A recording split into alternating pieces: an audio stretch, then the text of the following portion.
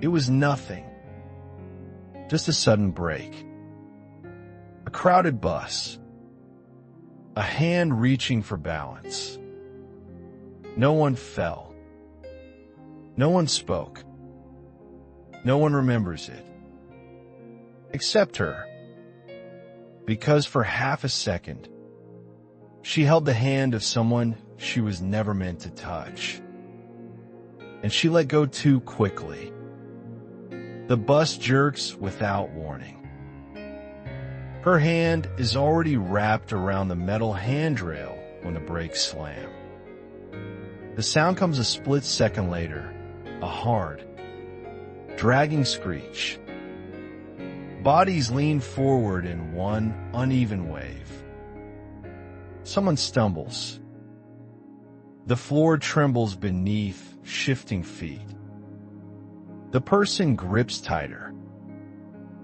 The handrail is cool and steady in her palm. Slightly scratched. Slightly sticky from too many hands before hers. It does not flinch. It does not give. Her shoulder tips forward anyway. Her other hand moves before thought can catch it. It reaches sideways, searching for balance, for anything solid. Instead, it finds him. Cloth first, then bone, then his hand. For half a second, neither of them pulls away. Not because they are frozen, but because something in the contact feels almost intentional. The bus rocks once more before settling. The suddenness fades into a low mechanical hum.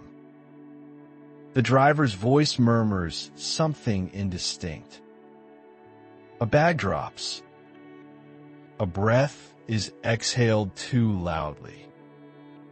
But their hands are still locked together. Her grip is firm. His is firmer. The handrail remains vertical between them, unchanged. Her first hand still holds it, anchoring her. The metal feels colder now.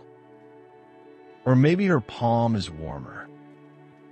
For a second, nothing else exists. Not the other passengers. Not the rattling windows. Only the pressure of his fingers around hers. Then awareness arrives. It comes quietly. Their hands separate.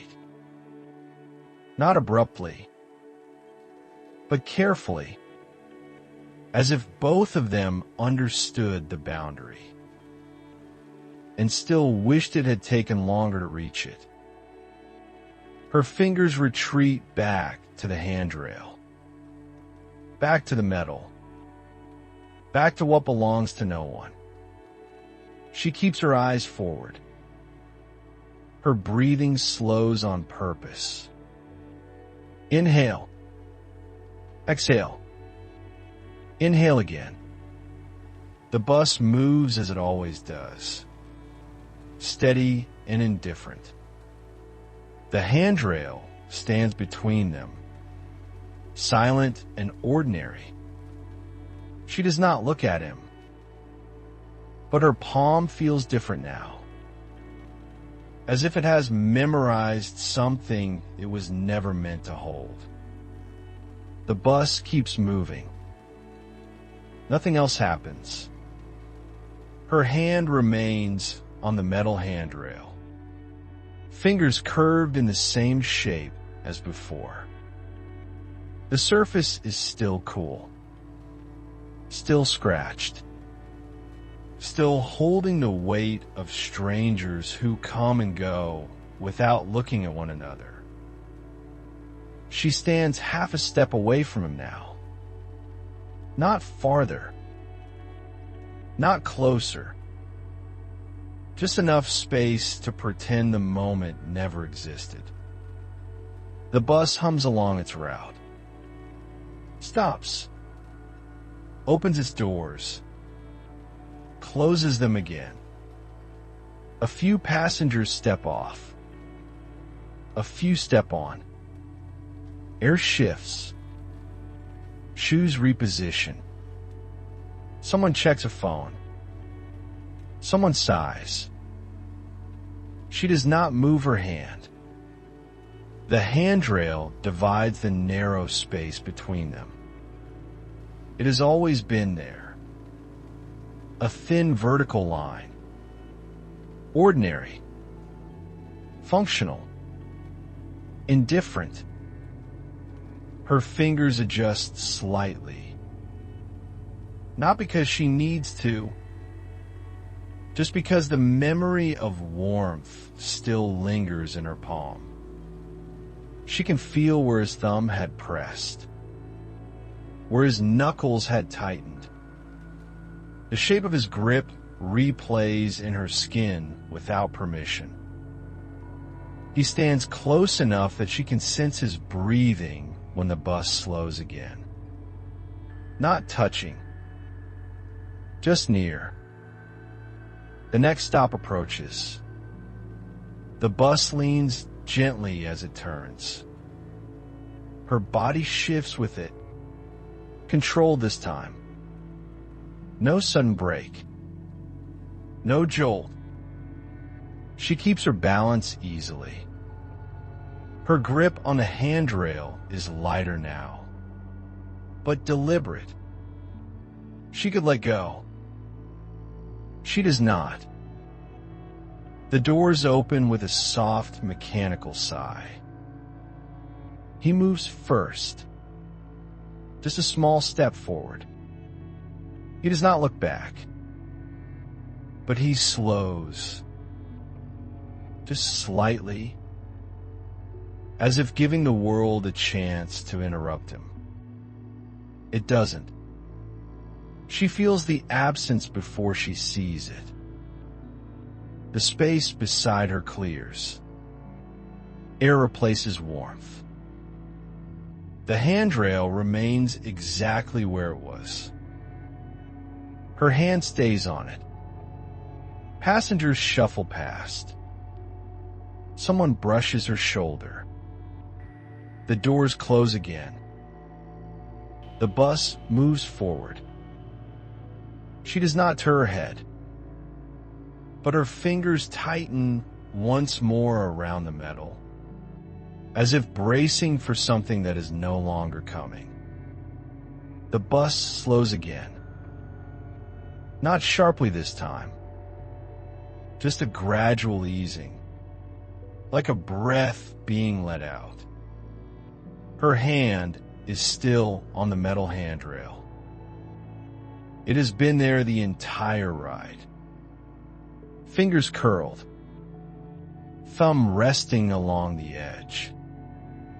The surface no longer feels cold. It has taken on the temperature of her skin. Or maybe her skin has adjusted to it. She notices the space beside her before she means to. It stays empty. Passengers fill other gaps. A shoulder brushes past. A coat sleeve grazes her elbow. But the place where he stood remains untouched, as if marked in some quiet way no one else can see. The bus doors open. No one near her moves. She does not either. For a brief second, she imagines stepping forward, not to follow him, just to prove to herself that she could.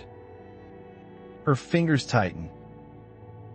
She does not move, maybe catching sight of him through the glass, maybe seeing him on the sidewalk, already walking away. Her fingers tighten slightly around the handrail. She does not move. The doors close again. The bus continues. The rhythm returns. Engine. Road. Small vibrations beneath her feet. She tells herself it was nothing. Just balance. Just reflex.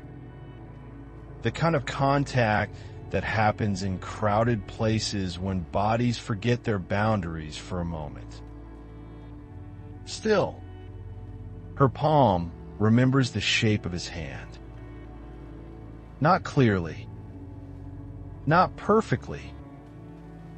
Just enough. She shifts her grip again. Slides her hand a fraction higher on the metal bar. The handrail does not respond.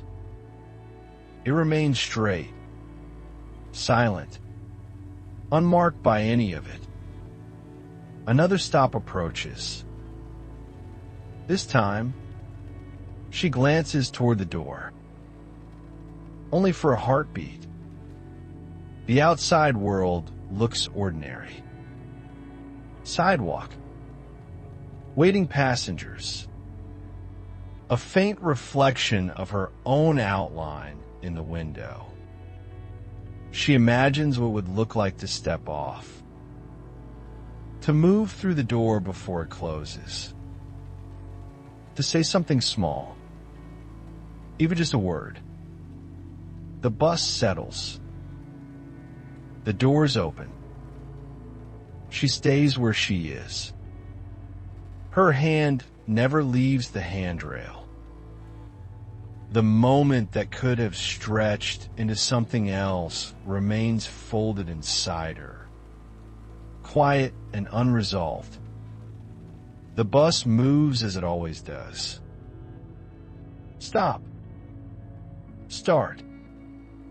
Turn. Straighten. Her hand is still wrapped around the metal handrail. Not tightly now. Just resting there, as if it belongs in that exact place. The space beside her remains open for a while. Then someone steps into it. A different shoulder. A different breath. A different presence that means nothing. She does not look. The handrail stands between her and the shifting bodies around her. It has no memory, no preference. It supports whoever holds it. Her fingers trace a small scratch along the metal, a thin line worn down by years of contact. She follows it once. Then again. The bus slows at another stop. She feels the familiar tilt of her weight. This time, there is no reaching. No sudden instinct to grab at something human.